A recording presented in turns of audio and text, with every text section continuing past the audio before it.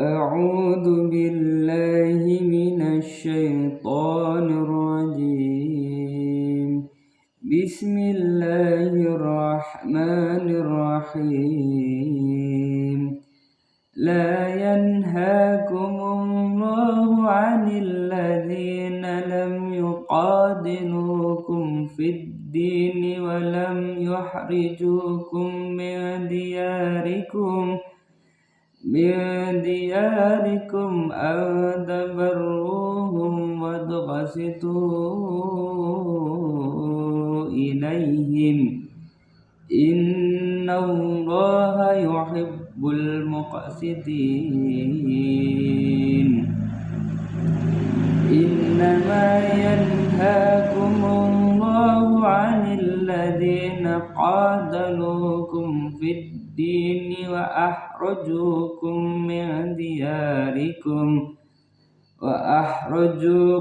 من دياركم وظاهروا على إخراجكم أن تولوهم ومن يتولهم فأولئك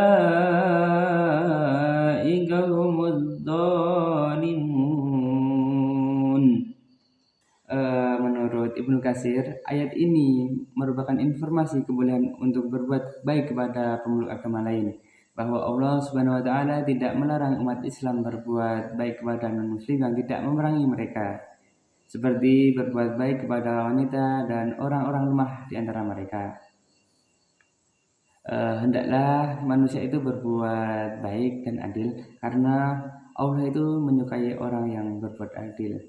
Tetapi menurut Hurai Shihab, boleh jadi perintah sebelumnya agar memusuhi kaum kafir yang memerangi umat Islam memberi kesan bahwa semua non-muslim harus dimusuhi tanpa terkecuali. Untuk menampi kesimpulan yang keliru tersebut, melalui kata lafaz la yanhakumullah, datanglah dengan membawa prinsip dasar hubungan interaksi antara kaum muslimin dan non-muslim. Pada ayat ini, Allah Subhanahu wa taala seakan-akan berfirman, Allah yang memerintahkan kaum bersikap tegas terhadap orang kafir. Namun, Dia tidak melarang kamu menjalin hubungan dan berbuat baik terhadap orang-orang yang tidak memerangi kamu karena agama, dan tidak pula mengusir kamu dari negeri kamu. Allah tidak melarang kamu berbuat baik dalam bentuk apapun bagi mereka, dan tidak juga melarang kamu berlaku adil kepada mereka.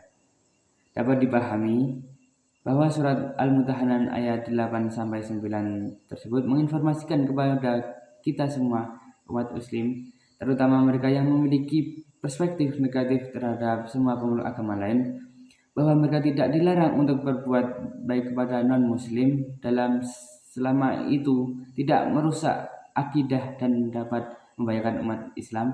Non-muslim itu juga berhak diperlakukan secara adil sebagaimana umat Islam yang lainnya.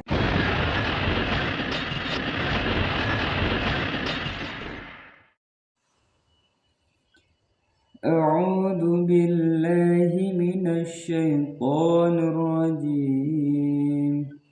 Bismillahirrahmanirrahim. Alladzina amanu wa lam yalbisu imanahum bidzulmin ulaika lahumul amnu wa hum muhtadun.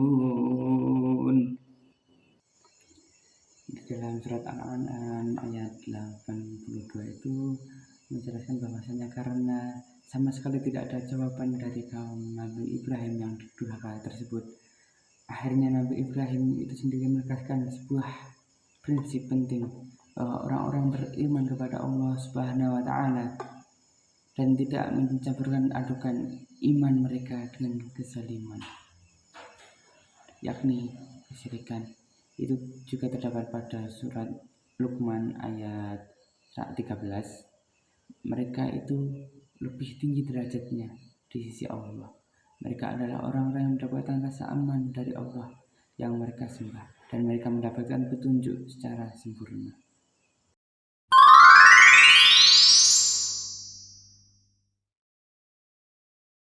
A'udzu billahi minasy syaithanir rajim. Bismillahirrahmanirrahim. Lan yanalallaha luhumuha wala dima'uha walakin yanaluhu taqwa minkum. Kadzalika sahharaha lakum litukabbirullaha ala ma hadakum wa basyiril muhsinin. Di dalam Quran surat Al-Hajj ayat 37 itu menjelaskan bahwasanya Allah menegaskan lagi tujuan dari berkorban ialah untuk mendekatkan diri kepada Allah Subhanahu wa taala dan mencari ridhonya. Dekat kepada Allah dan keridhaannya itu tidak akan diperoleh dari daging-daging binatang kurbannya tersebut, dan tidak pula dari darah yang telah ditumpahkan. Akan tetapi semuanya itu akan diperoleh bila korban itu dilakukan dengan niat yang ikhlas, dilakukan dengan semata-mata karena Allah Subhanahu wa taala dan sebagai rasa syukur atas nikmat-nikmat Allah Subhanahu wa taala yang telah diberikan kepada kita semua. Di dalam Al-Quran surat Al-Hajj ini lebih tupoksinya itu kepada tujuan kita kepada Allah, al-umuru bimaqasidiha. Jadinya di dalam kan itu disebutkan ada berkorbannya, tetapi itu bukan tentang korbannya, akan tetapi itu niat kita kepada Allah atas segala nikmat-nikmat yang telah diberikan kepada kita semua, untuk supaya kita selalu ingat tujuan kita adalah beribadah kepada Allah Subhanahu wa taala.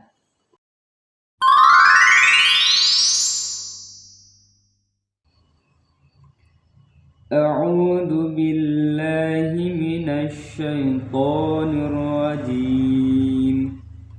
Bismillahirrahmanirrahim.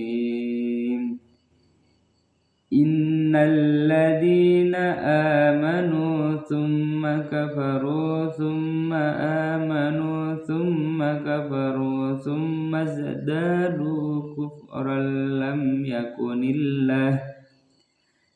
yakunillahu liyaghfira lahum wala liyahdiyahum sabila. Basyiril munafiqina bi anna lahum adzaban alima. Ayat ini secara khusus menerangkan keadaan orang-orang munafik. Sesungguhnya orang-orang yang beriman lalu kafir, kemudian beriman lagi, kemudian kafir lagi, lalu bertambah kekafirannya selama hingga mati dalam keadaan kekafiran, maka Allah tidak akan mengampuni mereka setelah mereka mati, dan tidak pula menunjukkan kepada mereka jalan yang benar, yaitu jalan menuju surga. Mereka selalu dalam keadaan bimbang dan ragu. Pendirian mereka berubah-ubah dari iman ke kafir, dari kafir ke iman lagi. Bahkan ketika akhir hayatnya itu tidak dapat lagi mendapatkan cahaya dan hakikatnya kebenaran. Oleh sebab itu, sesuai dengan ketentuan Allah Subhanahu wa taala, orang yang hatinya bimbang dan ragu tidak akan mendapatkan petunjuk ke jalan yang benar. Maka sudah sepantasnya apabila mereka jauh dari rahmat Allah, apalagi untuk mendapatkan ampunannya, karena jiwa mereka telah ditutupi noda-noda kekafiran, sehingga tidak lagi bisa mendapatkan dan melihat cahayanya. Sebenarnya tak ada yang dapat menghalang-halangi ampunan dan hidayah Allah, akan tetapi hanya saja Allah itu tidak terlepas memberikan ampunan bagi hambanya, tidak terlepas dari usaha manusia yang timbul karena iman, ilmu, dan amalnya.